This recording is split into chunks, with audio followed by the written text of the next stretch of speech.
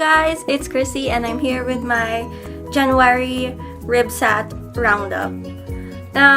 Wrap up.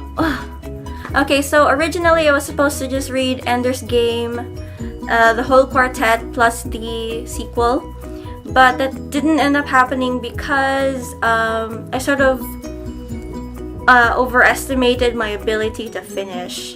Because I realized that these books shouldn't be rushed through and they should just be enjoyed for what they are. Not just that, but it was a completely new genre from what I'm used to reading, and I ended up struggling through. They were enjoyable, they were deep, well thought out, and they were amazing. But I had a struggle because I was naive about my expectations. But I'm still going to finish the remaining 2 books that I plan to read in February, and I will be posting a review. So the first book that I ended up finishing in January was Queen of the Tearling by Erika Johansen. I have a review up and I can leave the link to the video and the review on my Goodreads down below. And then I got to Ender's Game, which was amazing. And I really liked how they picked children to fight an alien race, and how they basically sacrificed the well-being of one for the good of the entire world. And it was just I really liked it. I saw the movie first, and that's what led me to think that the book might be better, and it was so much more than I expected, and I really, really liked it. So I finished this within schedule. And then the second book I picked up was Speaker for the Dead by Orson Scott Card. This one I struggled because I was so used to the same plot line from Ender's Game, and how all my other books, they usually, in the sequels, they usually make it in the same world still, and they continue on with that plot. But this was different.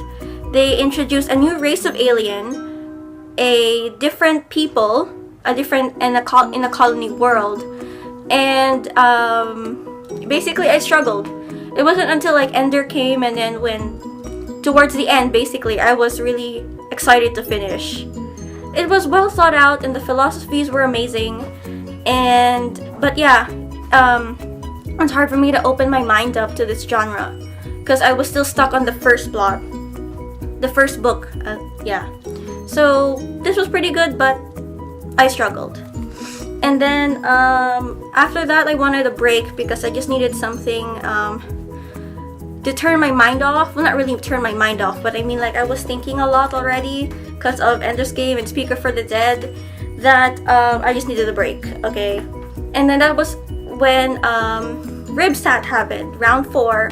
It's the Read Your Bookshelf-a-thon. And I was just looking at this book on my shelf, and I really, really wanted to read it, and that is Pride and Prejudice and Zombies. This was the perfect thing to entertain me as well as get me back into why I love reading.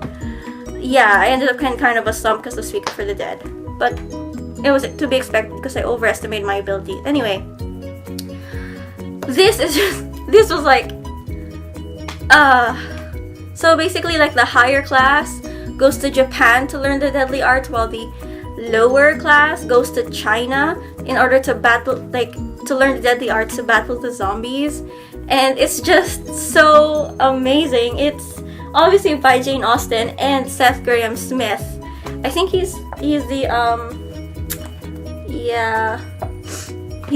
added the zombies. I really liked it. It was so entertaining and funny. And my friend, this is what I bought for my friend, but our bookstore gave it to him in graphic novel, and the other 2 books in the series, they gave it to him in regular book form. So that was weird, but I'm still gonna continue reading that because now I know how entertaining these are. And then the next one for RYBSAT, I picked up James and the Giant Peach by Roald Dahl. It's so good. I remember watching the movie when I was a kid, and it was just a really nice bedtime story that I was able to finish really quick, and it basically eased my mind for a while, and it helped me bring down the number of books on my borrowed bookshelf. So I've read about 3 by now, and that's really good.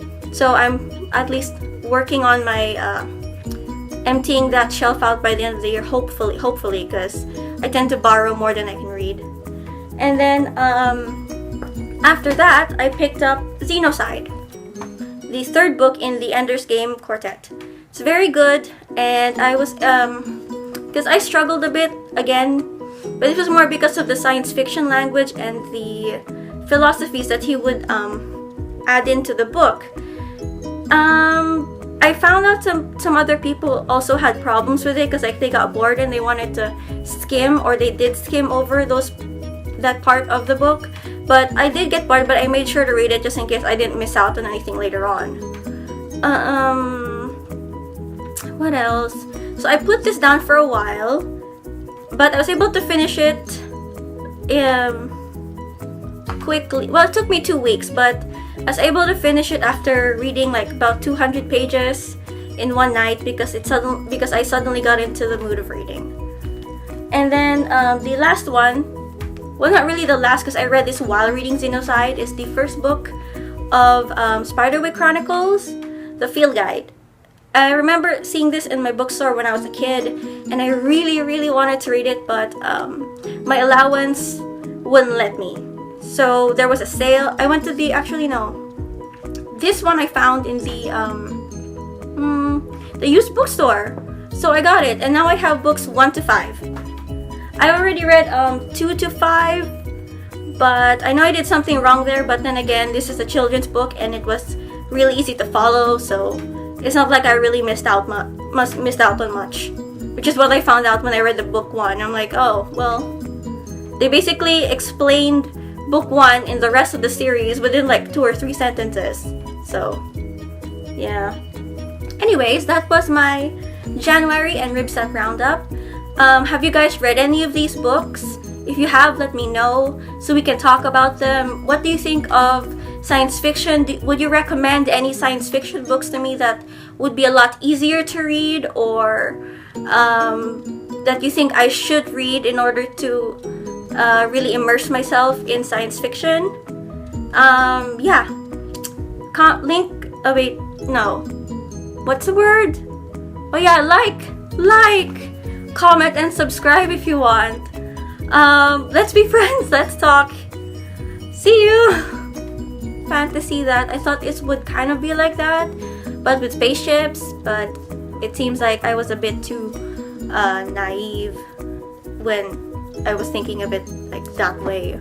So the first book I'm gonna show you guys is a leftover from December.